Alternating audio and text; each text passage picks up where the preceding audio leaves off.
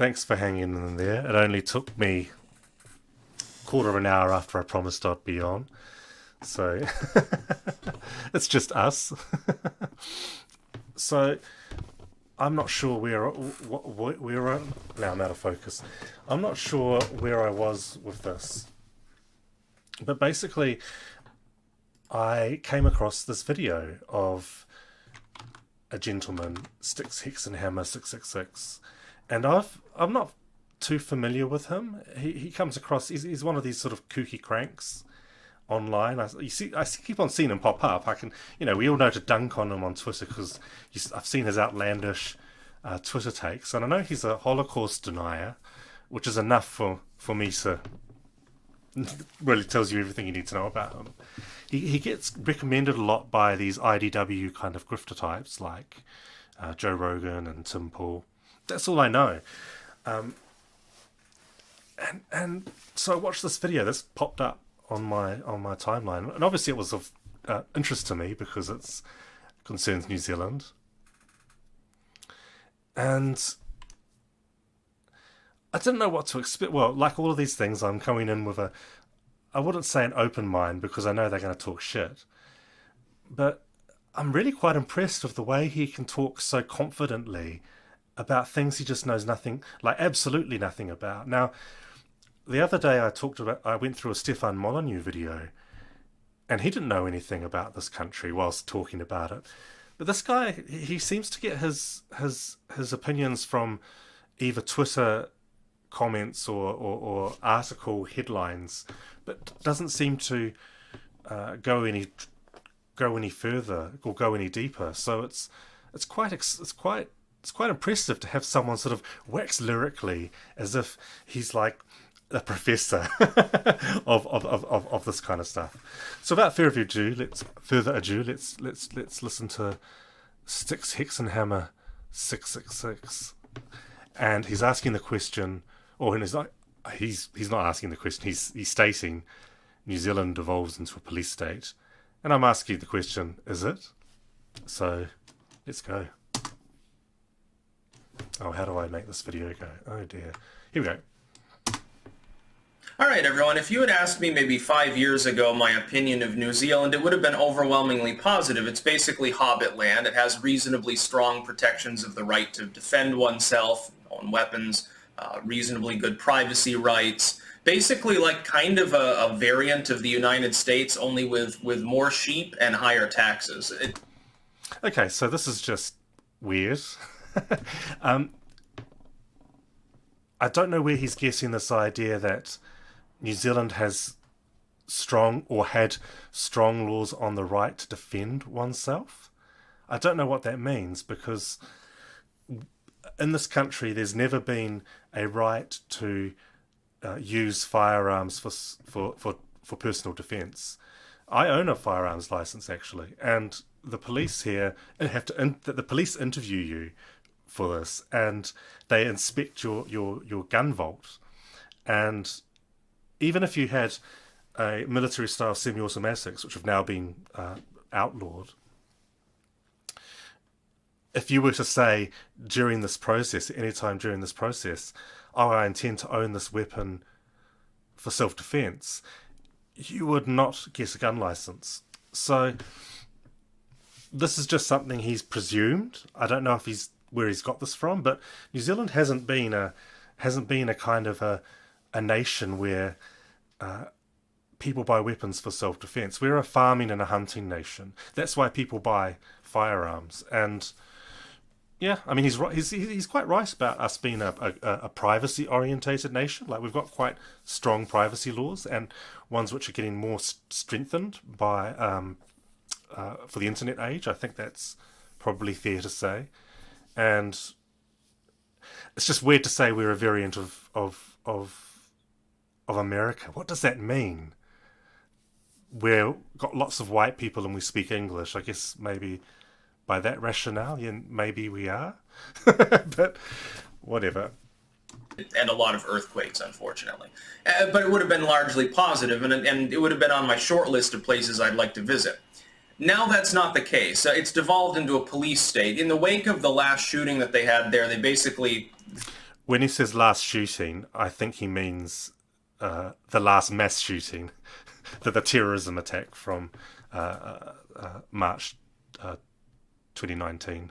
Fucked up their relatively pro self-defense system. There it goes again. I don't know what he means. Relatively pro self-defense system. Is he just saying this? Because this is nothing. I mean, this is bizarro.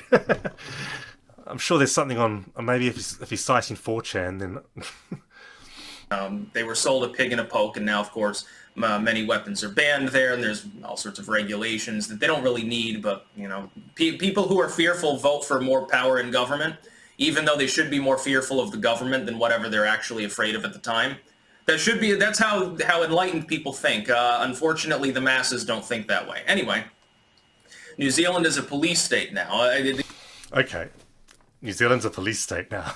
I wonder. I kind of was a bit shocked that someone's just saying this, just going, New Zealand's a police state now, and 84,000 people have watched this and now think, wow, New Zealand's a police state. And what does that actually mean when people say police state? In my head, I'm thinking police state. I'm thinking apartheid South Africa, that was a police state. I'm thinking definitely East Germany, and that was a police state.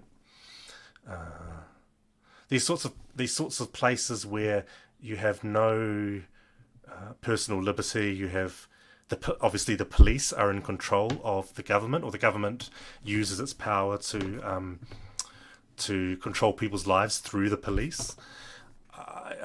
This is a very sort of me giving a very layman's idea of what a police state is. Maybe someone on chat can actually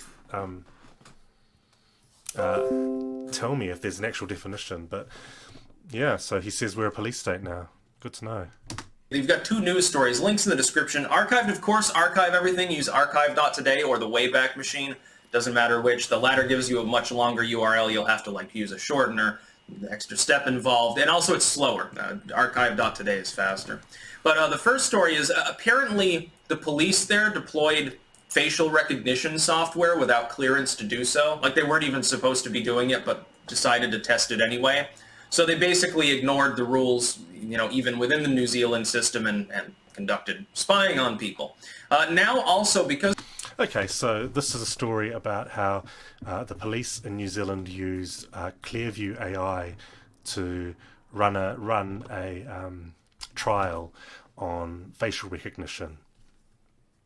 And this is actually a news story. This is actually something in which the police is quite what it called New Zealand a police state on just this one story. But I guess we can get into this in a bit. He mentions another story as well. Because of their coronavirus response bill there, apparently the police can now enter people's homes without permission or a warrant or anything. They just, somebody sneezed, I guess, so they have to go in and yank you out of bed in the middle of the night. They suspect you might be sick. The app on your phone says that you shook hands with someone with coronavirus 2 days ago, so they better bring you into a solitary confinement in a hospital bed. I'm thinking to myself, my goodness, the number of draconian things that the people in this world are having to deal with right now in so many countries is asinine.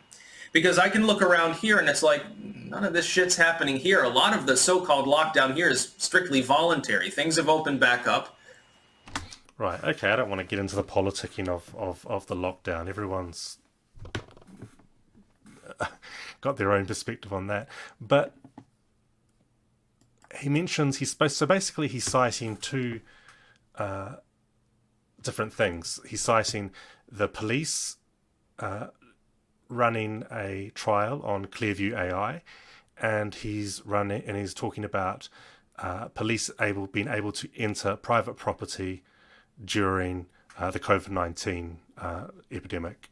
So this story. So this is actually something that happened. The police did a trial on Clearview AI, and it was indeed unapproved, which is actually quite worrying, because we do know Clearview AI has some kind of links with white supremacists or something.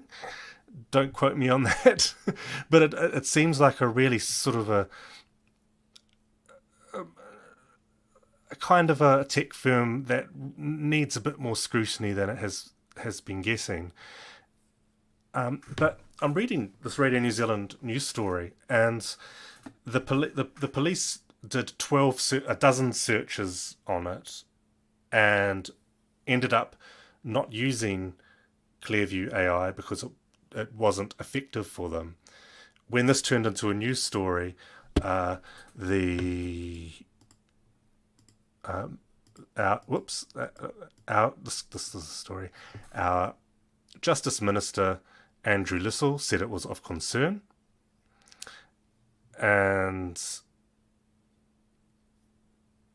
I actually recall the Prime Minister was asked directly about it, and she had no comment because she basically said ignorance. I think this was a sales pitch. The police made 12 queries using the software, and they didn't have clearance to do so, like in terms of deploying a tool. But the fact that this is being addressed through this is something which government ministers have been asked to comment on, and the privacy. We have a privacy commissioner who is coming out against it. Tells you that democratic process is being enabled here. Now, someone on my chat here we go.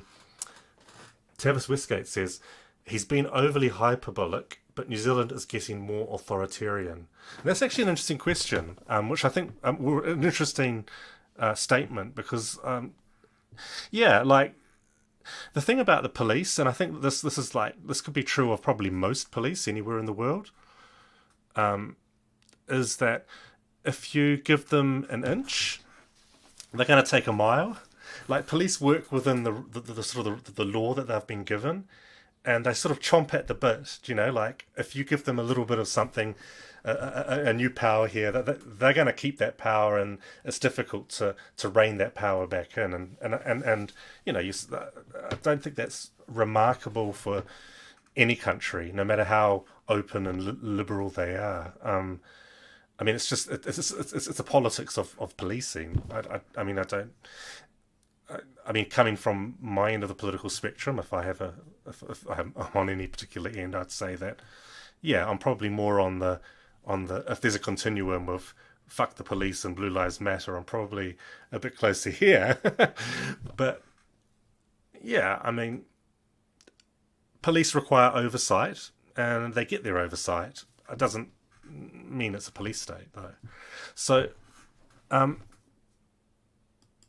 and so the police have responded by giving a stock take of the surveillance systems that they have used. So, again, this is an open democratic society where the police are doing, like, the police have been asked to are being open to scrutiny. So I would say no, it isn't a police state. This guy just took a headline and has decided that New Zealand police have been a renegade, running completely independent of any oversight, and I don't know, people in New Zealand are just huddling in their homes or something, I don't know. So, interestingly, excuse me, I'm going to cough. Yeah, but are we getting more authoritarian? And that's an interesting thing, because one thing that, just going back to taking our arms, that what he was saying about how they've taken our arms, which he means, he's referring to the ban on the military-style semi-automatic weapons after the Christchurch terror attack. The thing that many people don't realise about New Zealand is that police here aren't ordinarily armed themselves. So it's, when he's talking about the right to fight against a tyrannical government, it's not like in America where the police are highly militarized or anything like that. Although, just to be a bit more balanced here, yes, you're right, Ra. Hey, Ra, kia ora. Like,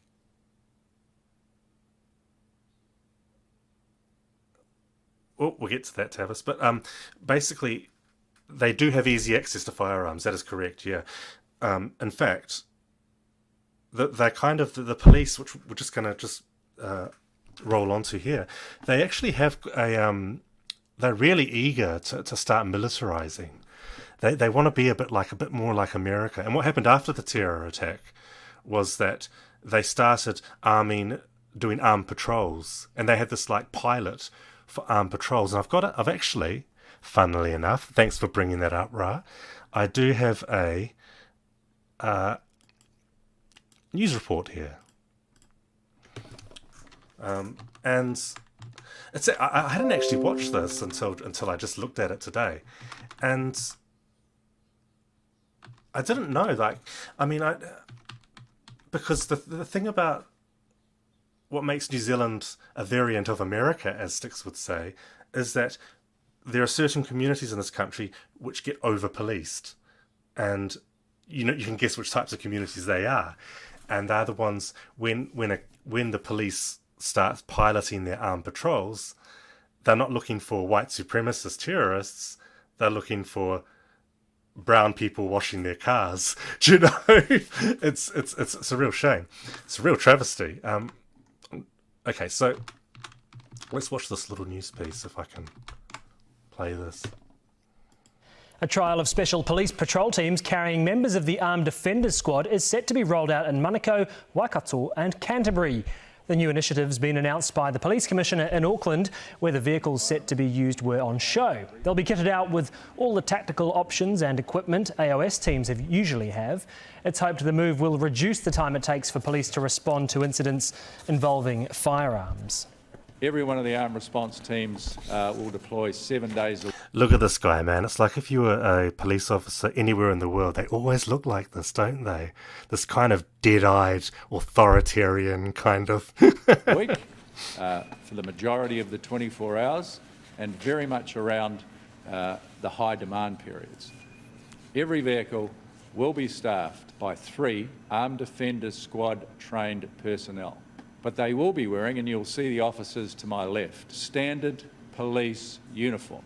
What it means is they don't need to be called out. They're there, ready to respond immediately and support other frontline staff. And so what was interesting about this pilot is that we discovered that, well, you give them a little bit of an inch, they take a mile, right? So the outcome of this was where we have these specialised armed offender squads, where if there's a firearms incident, you'll get a special police squad will come with their weapons to confront an armed suspect. We have these. So where we used to have the armed offender squad come out, we'd have these armed patrol on actual active patrol, and just listening to this report, it just sounds really crazy. When Police Commissioner Mike Bush announced a 6-month trial of armed response teams last October, he assured the public they'd be focused on responding to events where a significant risk is posed to the public or staff. But it's now been revealed these vehicles of armed officers have been attending more jobs in an average week than the armed offenders squads were sent to in an entire year. Joining us now to explain why that's a bad thing for everyone is former police detective turned private investigator Tim McKinnell. Yeah, so they're doing more armed call-outs in a month, or whatever she said, than an actual specialised armed response team would do in a year. So it's like the police always want to play with new toys, new rules. They really want to, it becomes a political issue. How much power do we give the police? And does this make us a police state? I'm not sure, but certainly I don't think it's particularly, unique that police do police shit, you know. Interestingly, so just return to you, Tavis. You're asking about censorship. They also ban websites. That's an interesting one because I think when it comes to websites, I think if you're talking about the websites that got banned after the terror attack last year, that wasn't the government banning websites. That was internet service providers doing that. Although there is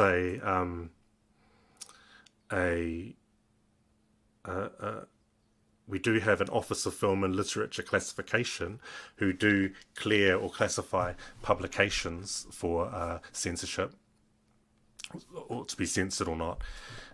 But we don't have our internet censored as such. Last year we did. There were some sites that were taken down immediately after the terror attack, but that was commercial ISPs doing it.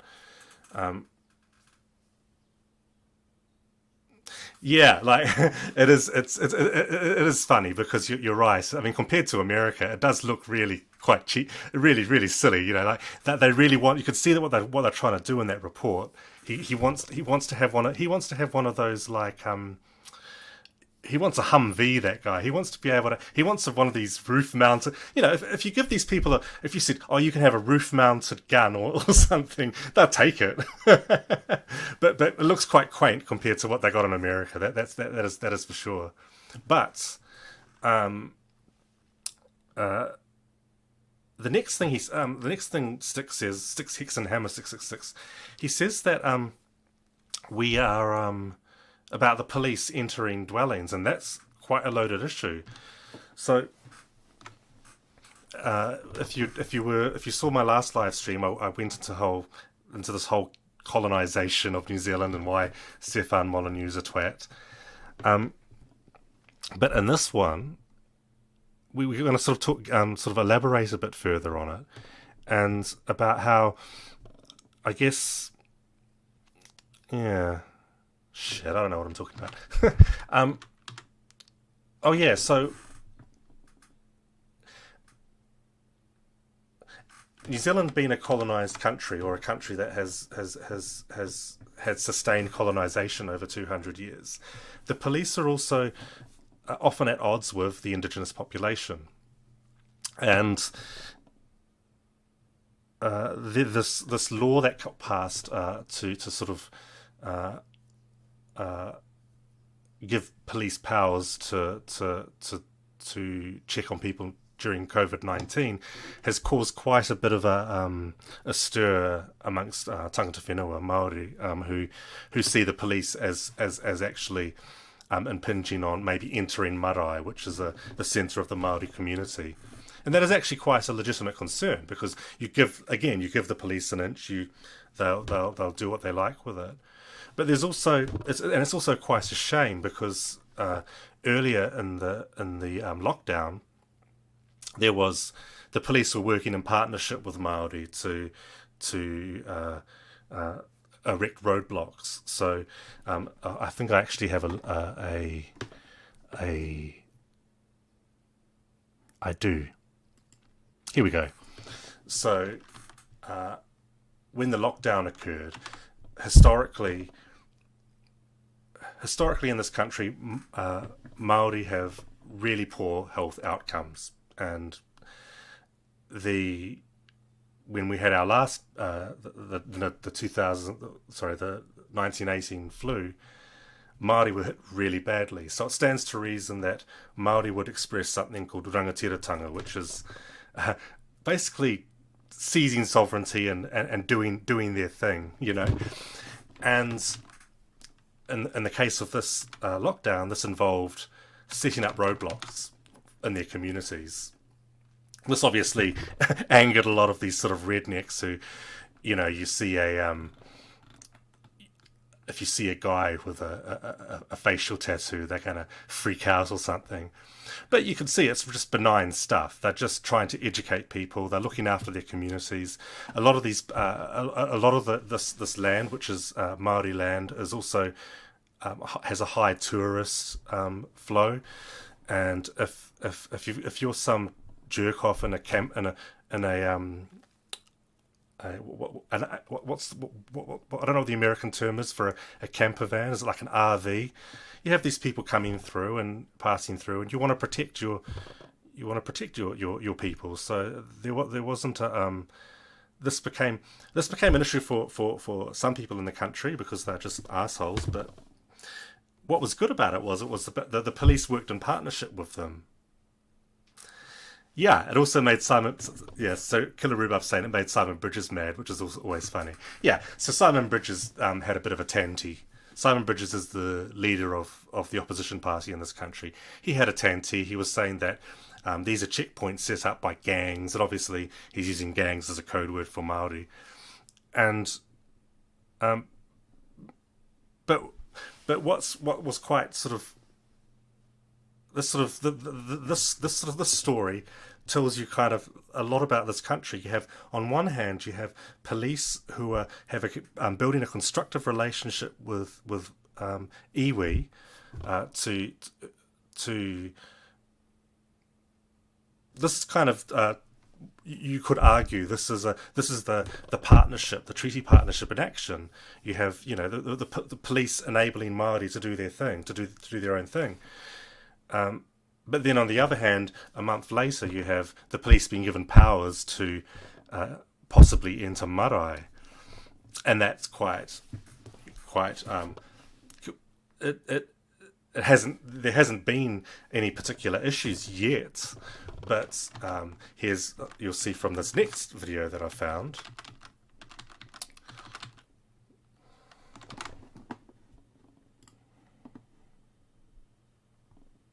Where do I find this?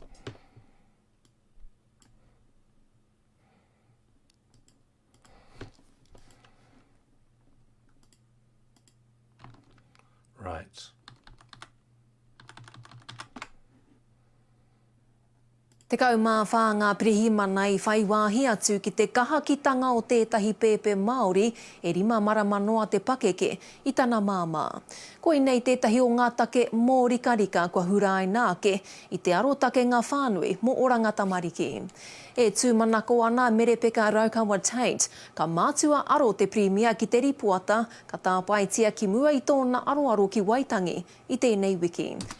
So, I'm not going to go through the whole thing, but basically an armed response by police to uplift a baby from child services, Oranga Tamariki, which is our agency which conducts child services, you can actually begin to see a certain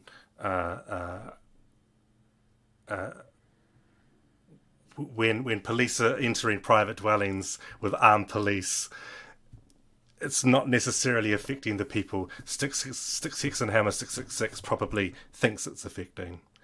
And yeah, so when you ask, does that make us a police state? Well, possibly for some people who have probably always considered this country to be a police state because they've always been policed in this manner.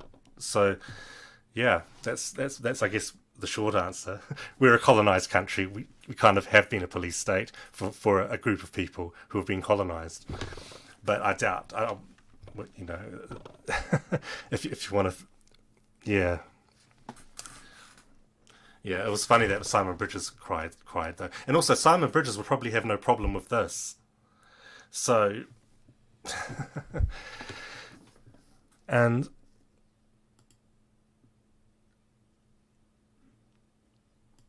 so yeah, we haven't even got into the substance. Does he even have any substance to what he's saying? Do I even need to? World hasn't ended. The death toll is actually lower than a lot of comparable nations per capita. A lot of the other nations, look, there are nations on the list that are conducting full testing, like Sweden, that are falling further and further behind at this point. Other nations, probably because of some semblance of limited herd immunity in certain metropolitan areas. Meanwhile, places that lock down, they're still suffering attrition and will continue to do so. I think that in the long... Do you think he just gets us, he just reads Breitbart or one of these kind of cranky, I don't know, like 4chan or one of these really skeezy websites and just regurgitates it. Like, I'm just really impressed that he just like listen to me. I'm just nervous. I'm just a nervous wreck because I know all you nice people are watching me talk, and I'm shit at public speaking, and I'm not going to say anything I can't qualify. But people like this guy, he's like, oh yeah, Sweden, yeah, New Zealand, yeah. Oh, it's really impressive. It's like being a dipshit professor. It must be like a real. There's actually a job. There's a job there. Term, you're going to see a differential like in the U.S. Some states have opened up now. Some are partially opened, and then the tyrant states like Whitmer and the tyrant states. So he just uses the words tyrant and police state. He just uses these whack terms like this. Just I guess, and when you're I've noticed the right wing just. Maybe it's the equivalent of everyone on the left calling conservatives fascists or whatever. But when the right just start using, when they say someone's a communist, they just like saying, Jacinda Ardern is a communist, or New Zealand is a police state, this is a tyrant state. They just say these things that are just fundamentally untrue. But maybe this is just the kind of rhetoric that becomes so... internalized. You just I don't know what the effect might be like, because they called Obama a communist for 8 years, and America never turned into a communist state. So do they run out of hyperbole and then just find a crazier new word like in Michigan, north of in Virginia, they're keeping things shuttered forever because they want to harm the economy and grandstand. I think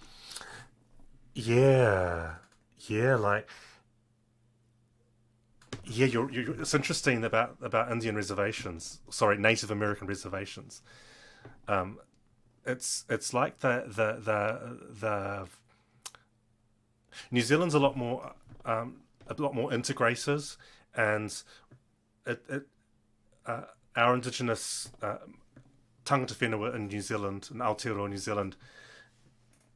There's this long, never-ending struggle for them to gain sovereignty, and in America, the indigenous population have sovereignty over these little Gaza strips, these almost like Bantustans, like and that's that. I mean. That's I don't know if that's got to be much worse. I mean, I don't know. Yeah, and police, and as you say, police have no jurisdiction on on res land, and I guess, and on res land, it's difficult because you have these little fiefdoms happening and disenrollment and all kinds of. It comes with its own issues, I guess. Yeah, the fourth world. Yeah. I think that they'll suffer more long term, and I don't mean just economically. So in the U.S., it's a lot of economic damage. Lockdowns impacting, destroying small businesses at this point. They're beginning to dry up. It doesn't matter, by the way, when the federal government says, we'll save small businesses, we just passed a $300 billion deal. It doesn't matter. It's too little too late, number one. You waited too long because of Pelosi's obstruction mainly. He's kind of gone right off the trail here, because this was about New Zealand, all right? I don't give a fuck. Pelosi. But yeah, he's talking about what he knows. That's cool, And to a lesser extent, fucking Mitch McConnell's problems. You waited too long. It's too little. It should be twice that. And it shouldn't have to exist in the first place. All you have to do is fucking open up the businesses. Now, in some places, they're opening up, but they're forcing them to be... I've never watched him enough. I don't know if I can only presume he's probably a COVID denier, huh? Like, he's probably someone who thinks that it's just like the flu or something like that, and he's into Sweden, which tells me he's one of these herd immunity maniacs who think if we could just like murder everyone over the age of 60, then yeah. at like 50%, 30% capacity. They can't survive that. It's impossible. If the average business cannot do 50% as much business and make ends meet. It's just not possible. Most businesses aren't that profitable. Now in New Zealand, they're becoming an outright police state. Okay, he's just saying we're an outright police state based on 2 internet links he's read. Okay. Unfortunately, of course, people have been largely disarmed in New Zealand, so they can't do anything about it now, can they? When their government comes in and says, well, yeah, your privacy? We don't care about your privacy. He's conflating privacy with, like, you know, privacy to me means how your information's used, who opens your mail. I don't know, like, it's different to having, like oh yeah, I guess the police infringement on that can infringe on that, but when he's thinking about a tyrannical state, in his head he's thinking about this country as being a place where police sort of roam around with guns or something and arrest like do what happens in America where they put you against the wall or something. And yeah, I don't know. Our police here are generally unarmed, as Ra said. They do have access to firearms. That is true, but I don't think we are the country he imagines us to be. That's probably certainly true. There's a disease around. Yeah, you might cough. You might get somebody sick by being in your own fucking home, I guess, is the idea. You might get someone sick by staying at home, so we're going to come in and put you in a hospital. No, I think what people are more concerned with is things like house parties. At level 2, in this country we have 4 levels. Level 4 is complete lockdown, and level 1 is complete normality. And level 2 and 3 are quite difficult ones because I think the way people can only really conceptualize either lockdown or nothing. And level 3 is pretty much just like lockdown, except with home deliveries, with takeaway food. And level 2 is where we are at the moment. And level 2 the reason that these laws were passed was because level 2 there's enough of a grey area in level 2. You kind of you have to start legislating, and everything's normal at the moment, but we aren't allowed to have gatherings of more than, I think it is 10 people, and we have to have social distancing. And so when, like, on in the last weekend, people across the I'm not going to get people across the road from me in trouble. I've already said it. Jesus. Oh well. Anyway, some neighbours of mine, some people in my neighbourhood, they threw a gathering, and I wasn't going to count how many people they were because I'm not like a curtain twitcher. But I was wondering to myself, like, oh, maybe they're having a party. Maybe was there 10 people invited? And I guess that there is this sort of the politics is whether this sort of thing should be policed, and I didn't really care, but yeah, it's an interesting question. But I don't think it'll be like entering people's homes because they're suspected of harbouring an illness. That's a bit of a hyperbole, and also this stuff is also open to review again, just like arming the police, giving police access to people's homes under for level 2 state of emergency. This is all open to democratic oversight. So yeah. Anyway, where you potentially infect people with illnesses who are more vulnerable. It's absolutely stupid. It's asinine. And the fact that people are willing to deal with that, of course, is asinine too. Yeah, it's all asinine, mate. Yeah, you're right, Ra. I told everyone earlier about obtaining a firearms license and how the police will interview you and inspect your gun vault, and if you say any time during that process, oh man, I just want to like kill a burglar or something, you know, you're not gonna get a weapons license, a gun license. In fact, I mean, talk about if you want to grizzle about us being a police state. If you indicate to the police at any time during your application for a firearms license that you intend to use it for personal safety or self-defense, they'll probably add you to a list, you know, of people to who might be a threat. So yeah, that's interesting. But interestingly enough, also while we're on that tangent, that guy,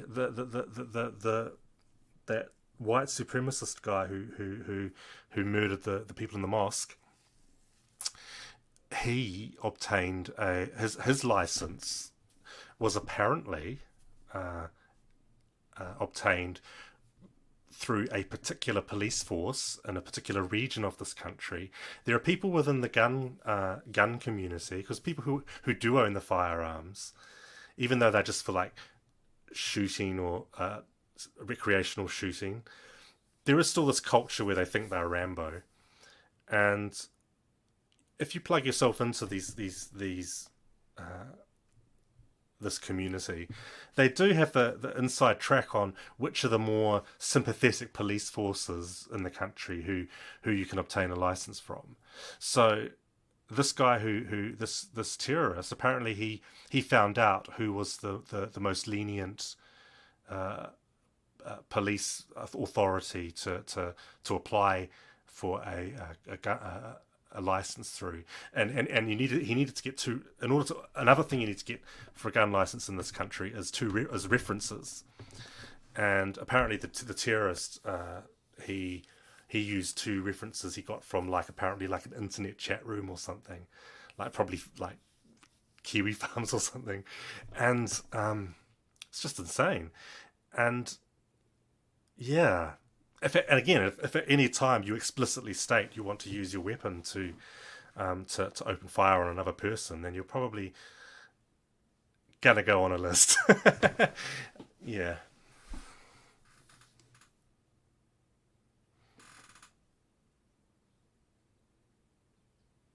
Yeah, interesting. We have a bit of a nagging culture as well. The Dob in Your Neighbour website crashed, and if everyone who was dobbing neighbours in. Yeah, there is that. I mean, I'll tell you what, I mean, there is this instinct where you're kind of, I'm following the rules. How dare this other person not follow the rules? I'm going to get them in trouble. I think that's the kind of the sort of the instinct there. There is a bit of curtain twitching, and a lot of it is quite hypocritical. Like, you'll find that people they're on. I've seen tweets where people are complaining about how they're on an aeroplane that's completely packed, and they're saying, "I've never felt this unsafe." It's like, well, you're on it too. You're. There could be someone on the other end of the plane thinking that about you. I live near a golf course, and on the first week of the lockdown was really cool, because it was like, I'm just gonna walk. I'm just gonna break into this golf course. I'm just gonna trespass and just walk around, and I would see other people on the golf course walking their dogs and stuff, and I'd think, who do they think they are? This is my golf course. Do I have to call the police? and then you just have to think to yourself, what the fuck are you thinking, mate? And I guess that's the impulse, isn't it? And you kind of I don't even know there was a Dob Your Neighbour in website. I'm gonna have to check that out. I wonder if it's still up. Probably not now, because maybe because people are I know the police are still reporting breaches of our level 2. So yeah, Dob Your Neighbour in. Fuck me. Yes. Someone who was reporting suspicious activity, and then this.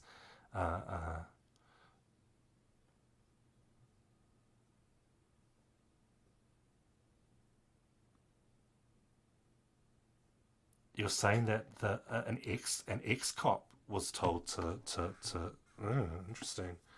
Yeah, I heard that. I heard there was a video, and I don't want to watch the video. I don't know if I'll get anything out of watching a video of some, black American getting murdered. Like, it just doesn't really appeal to me. I mean, it seems to happen a bit too much. Like, yeah. Anyway, this guy. Fact is that people have gotten scared. A bit too much. I have to clarify. It should never happen. Black people should never be murdered. You're gonna just pretend I never said a bit too much. You know what I mean. And when people get scared, they don't speak out until it's too late. Months and months from now, or years from now, people that are speaking out now, that are being chastised and even crucified, that are being called terrorists, conspiracy theorists, dumbasses, science deniers, fucking name it, they're being called it. Those people. I guess he's feeling a bit sad because he's been called a science denier, isn't he? I sort of lost the thread here. He's just on some tear about COVID-19 and how it's fascinating. He just goes from New Zealand becoming a police state. And by the way, I mean, we could probably check. I haven't checked today's figures, but I'm pretty sure this might be another day where we've had no new cases of COVID-19.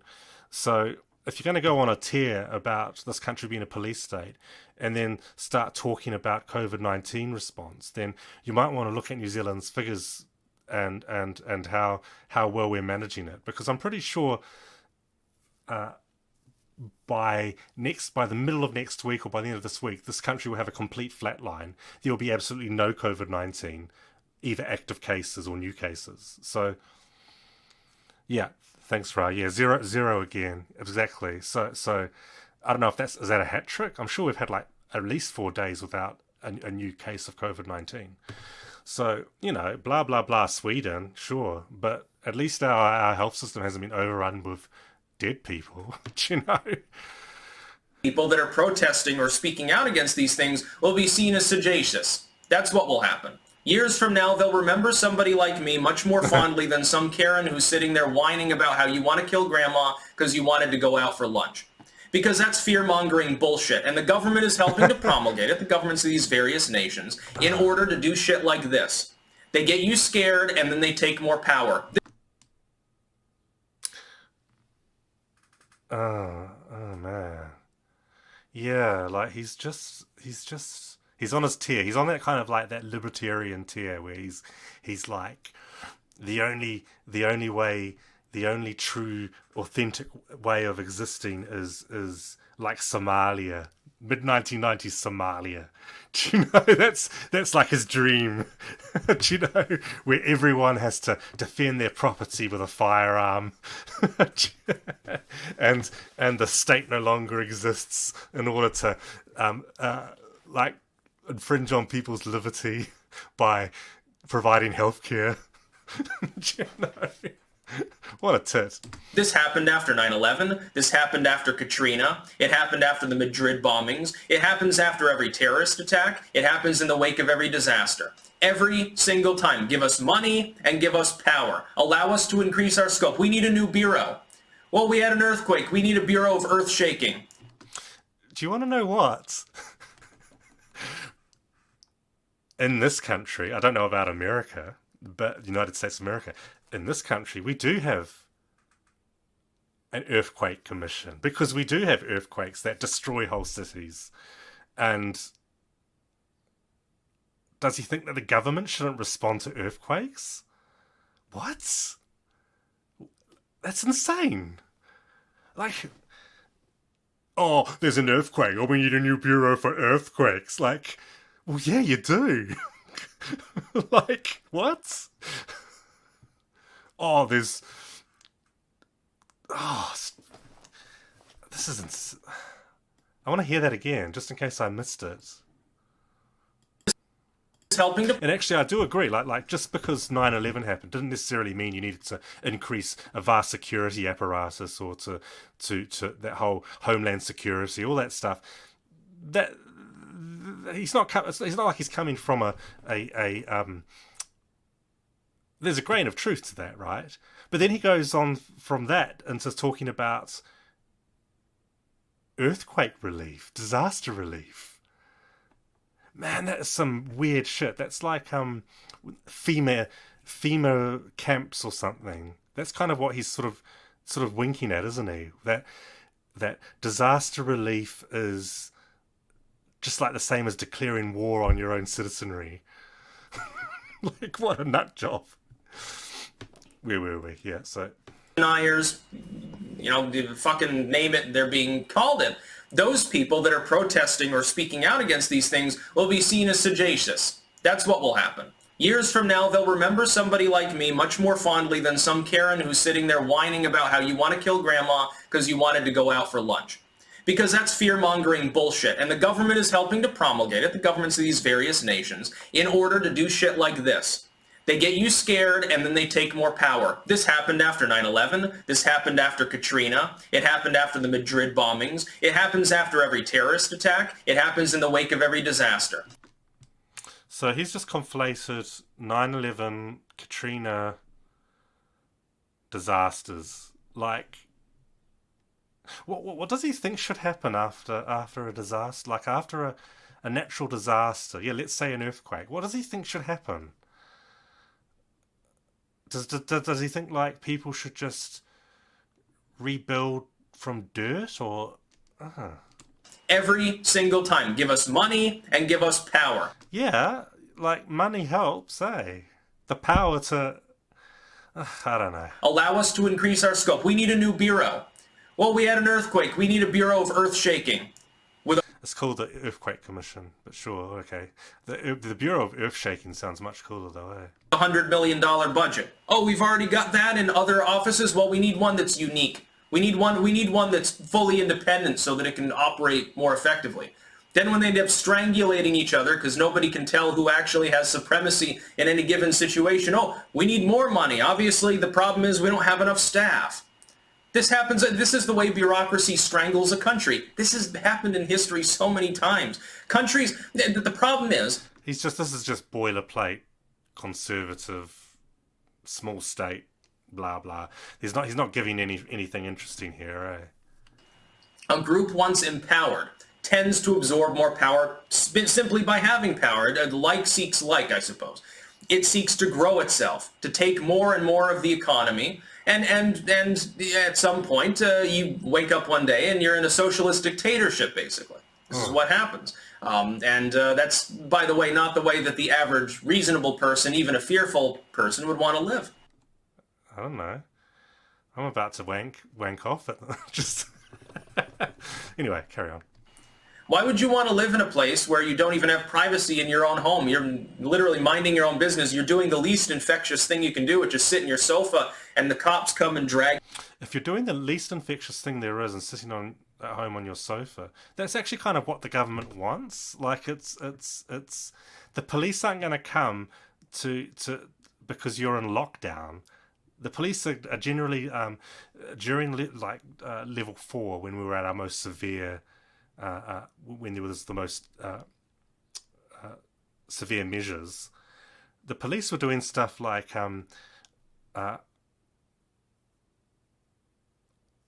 citing, cautioning surfers and mountain bikers and things like that, because when you are in a lockdown, it's actually about how the state could utilize resources, because the health system's is braced for being channeled towards COVID-19 relief, potential COVID-19 relief. They're not going to be able to come out to you if you're in the middle of a track in the middle of nowhere on a mountain bike with a broken leg. They're not going to get a rescue helicopter out there. They just won't have the staff. People are at home, right? They're locking down, and police don't have the resources during a lockdown to enter people's homes all the time. I mean, he just has this idea of the police being this kind of all-seeing, all-knowing kind of, like, there's this paranoid strain running through whatever he's saying here. Drag you out kicking and screaming, I guess. Doesn't make any fucking sense to me. That's about all. Peace out. Yeah, peace out, dude. So yeah, that was Styxhexenhammer666. this is like probably the third video of his I've watched. I think I watched one where I watched the one where he did all these Holocaust denial talking points. That was wild.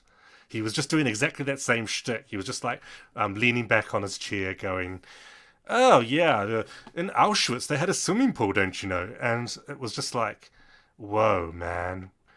Did you just like come straight off Stormfront? Like what? And